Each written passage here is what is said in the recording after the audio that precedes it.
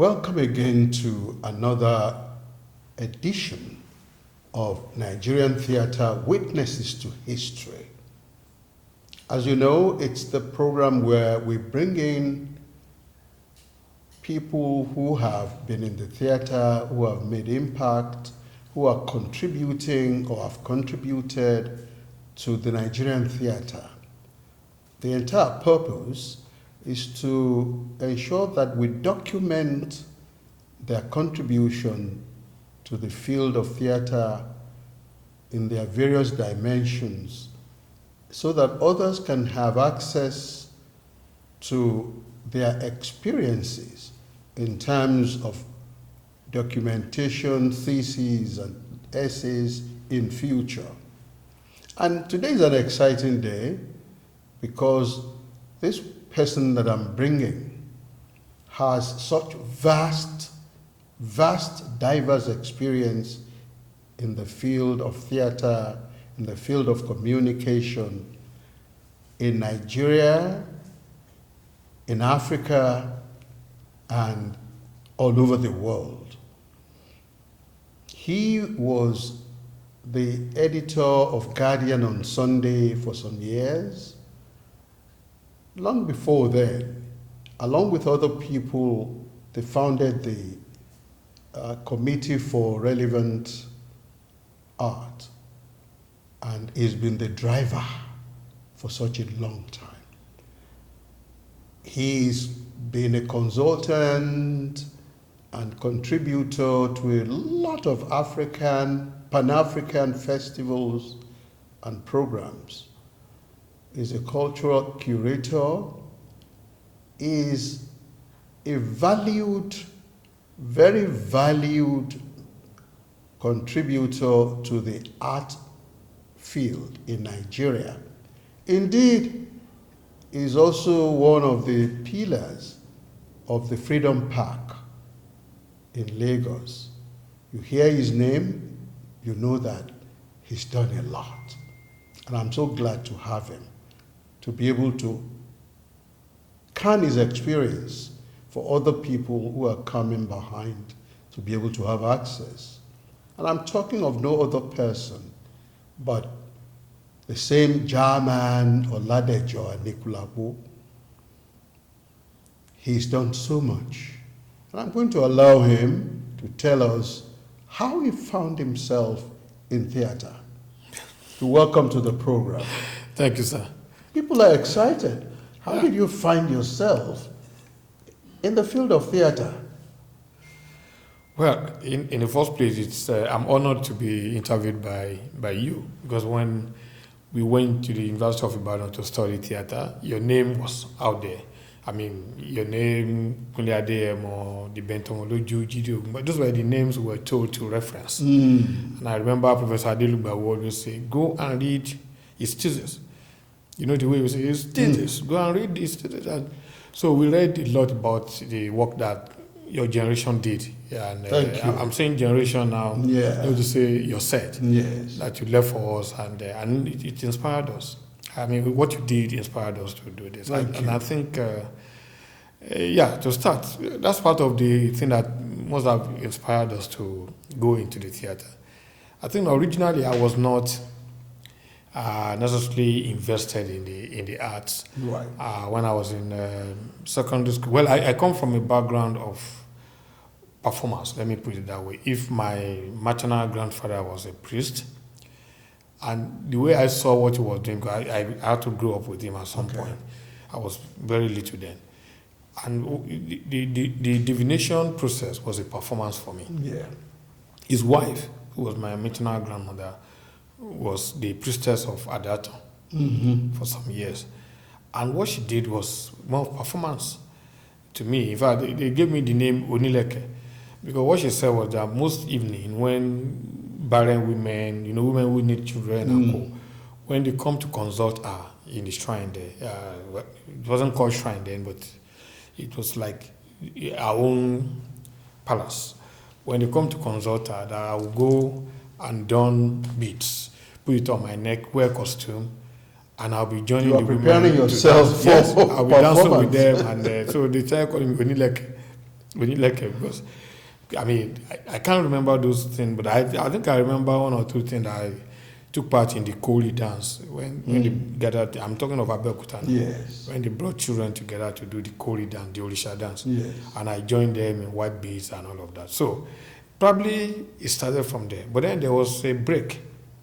Instead that my dad, when we came back to Lagos, my dad was not necessarily into that. He was doing some other. He was a Christian, he was a Muslim, but he was also invested in masquerades. He was the patron of the Egungun and all of that. So he wasn't really interested in all of this. But when I then went to secondary school, I was doing more of football. Okay. Playing in my school and running long distance in Lagos City College first, and then when they took over school, when the Obasanjo time, then they took over school. Yes. We were taken to Sakatinumbu, Okay. where we were told by our principal that you have to choose one social, I think it was one Social study group.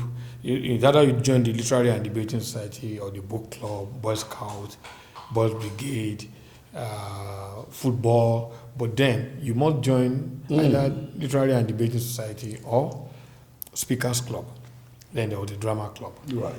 So, well, I was playing football and then registered for drama. I don't know why. I can't even remember why I did that.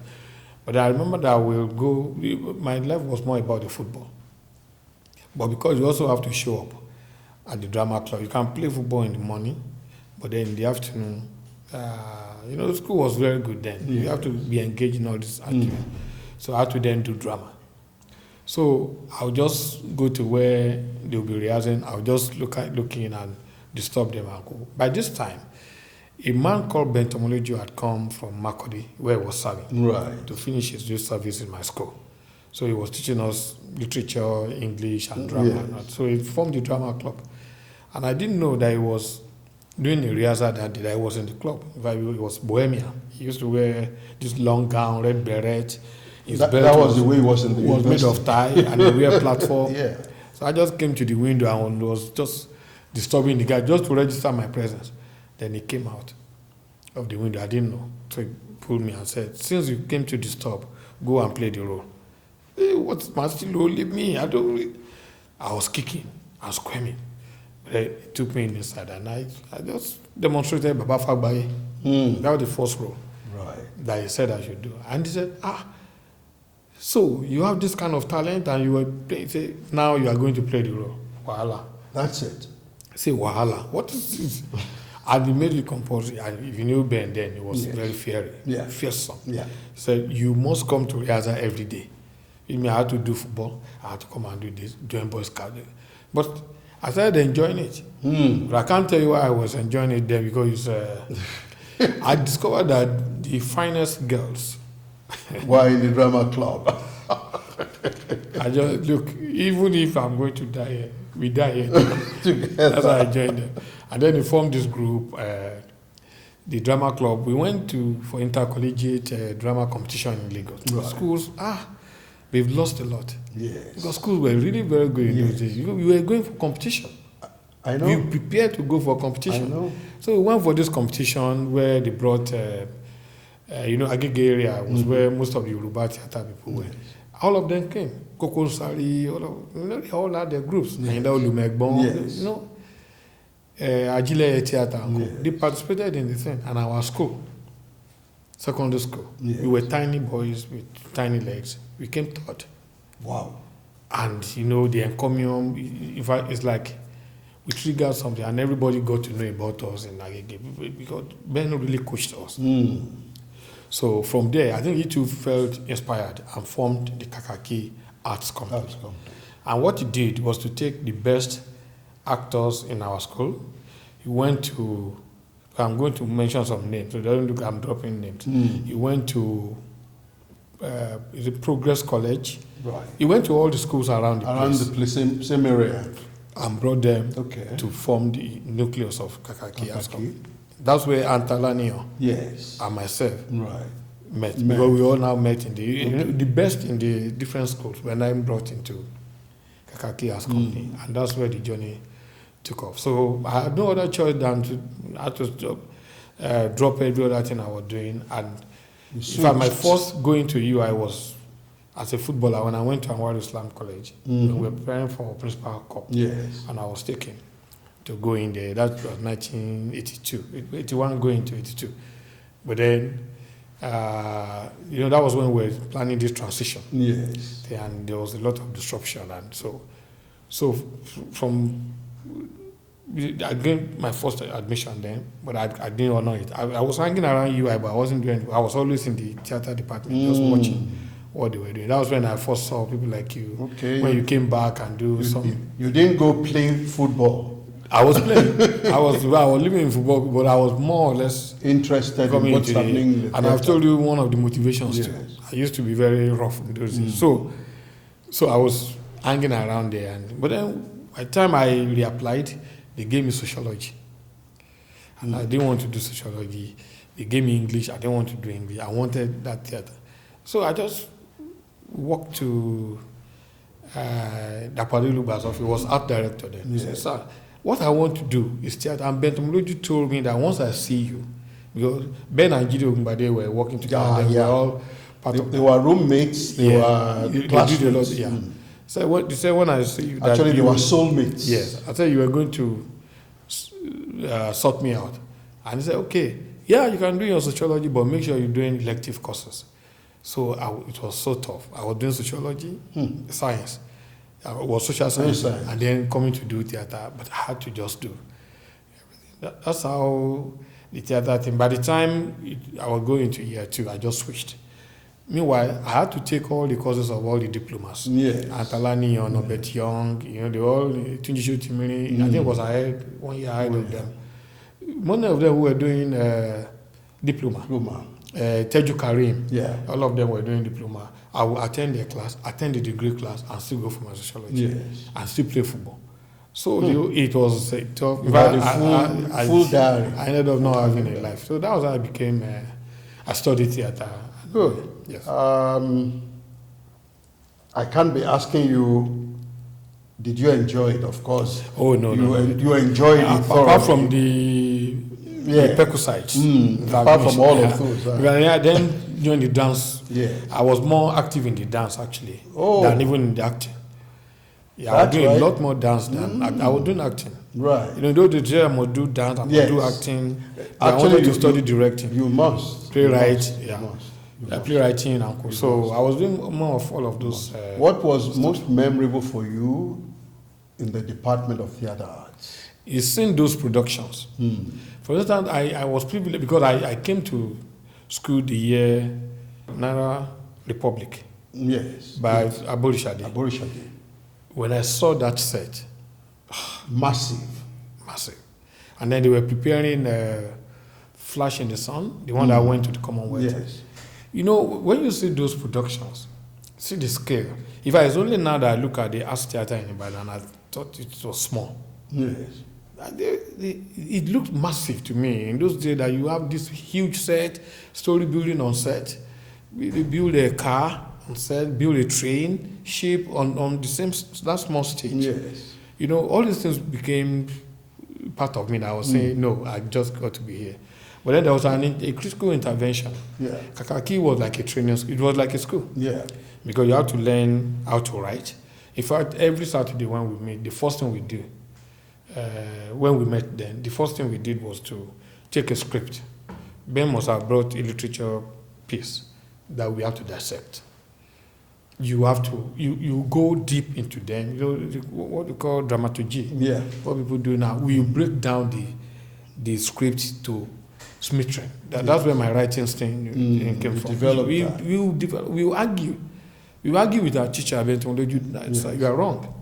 This is what this character is saying. This is what you are saying. How did you relate? Then you take it to philosophy, metaphor. So we got to learn all of those. And then Ajo production was started. Yeah. Which I'm sure you also part of. Of course, I was part of that. Yeah, and Ben took all of us into Ajo as part of our training. Actually, he took us in our training, not as recruiting. But when we got there, he said, look, you guys are here, so you are part of the team. So that's why we joined the technical team. We're also acting. Yeah. So in terms of memorable thing, witnessing those productions, I think I was lucky to witness those productions in those days. And I could see, you are one-on-one with the actors. Yes. And then we could see legends. Like, I remember the first time I saw Oyin Ogunjobi.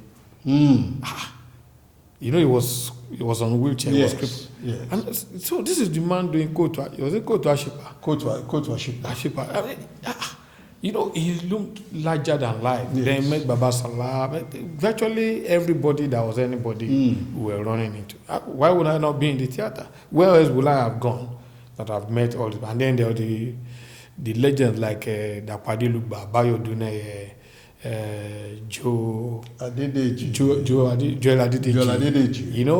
Remi Adedokun, Aburi Shaye that I mentioned, Sumbo Mario, who was like, where is this guy coming from? Yeah. Looked like a character from the moon. So you met all these people, and then we had the Nasira dos Santos that came from Brazil, Mama Ajayi. These were names that you've read, that you heard about, and their life. You are interacting with them. Yeah. You can walk into the office and they... Zulu Shofola, Body Showande. All the people were there. Yeah. So Femi Fatoba. Agbalo Ejuku. That was some time. Yeah. So those were the memorable things. But the Ajo production was a critical point because it was the first real professional theater company that one worked with. It was also Bentomology Jido Ogunbade. So where one is driving all through the script, Jido was doing directing, we were joining the dance, designing, to the point that I learned to design my own costumes, my own dresses. Yeah. Some of them are still wear today. We worked quite hard in that time. And we were daring. Oh, yes. Do you think our artists are that daring now, the young ones? I would say I'm just veering from... Yeah. Well, I would say I like to give credit to people. I think they are daring. Good. It's just that the circumstances have changed. Yeah. What we did physical, that you have to manual. Yes. You can use technology to do it now. To create so why does anybody need to climb into the attic to go and fix lights? Yes. Or green room and all of that? You don't have to do that. In fact, my encounter when I then traveled as a theater artist to Germany, this lady was operating this thing from computer. Yeah. Everything that needed to be done, how to turn the light, how to do, everything was on computer. You were just sitting down there. So I think they're daring the kind of physical activity, that manual activity that you need to do, which get you a bit more energetic. Because it makes you to feel that you are doing something. Yeah. It's no longer there. You can sit behind your thing and just operate. I mean, nowadays people have technical stuff to... Yeah. In fact, you can even imagine what AI will bring. The energetic thing, the resources that we have to pour in as digital illiterates, as we are in quotes, is no longer there now. I'm asking that because in that time we had a teacher of directing, Mr. Ajibade, Yemi Ajibade. Okay. And I remember that one of the things he told us as students was, look, you can break any law. You can break any professional law.